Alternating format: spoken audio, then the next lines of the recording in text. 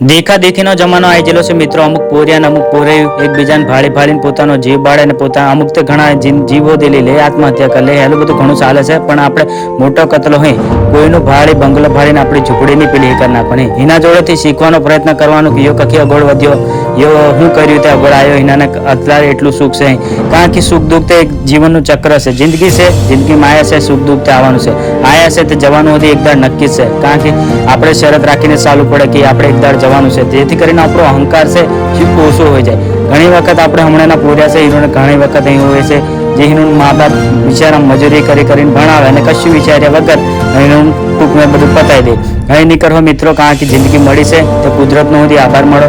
માનો ક્યારો ખબરમાં ઉઠીને કુદરત નહીં કીધી દેવાનું કે તું મને જિંદગી આલી, તે બદલ તારો આભાર, તે બદલ તારું થેન્ક યુ. આપણે જીવ કહેવા માંગતા હોય બીજું કશું નહીં. અમુક વખત મોટો અહીં કતલો કમાતો મંદિરે વધારે નહીં જાય ને તે ચાલે, પણ એ ક્યારેક છે ને સ્મશાને આટો મારી આવજે, જેથી કરીને તને છે ને જિંદગીની કડવી સચ્ચાઈઓ તને ખબર પડી જાય.